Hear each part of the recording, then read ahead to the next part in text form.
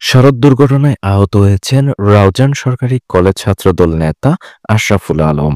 গত সোমবার রাউজান কলেজ থেকে বাড়িতে ফেরার পথে চট্টগ্রাম রাঙ্গামাটি সড়কের কলেজ গেটের সামনে বিপরীত দিক থেকে আসা গাড়ির ধাক্কায় এই দুর্ঘটনার শিকার হন তিনি। পরে চিকিৎসা শেষে তিনি বাসায় ফিরেন।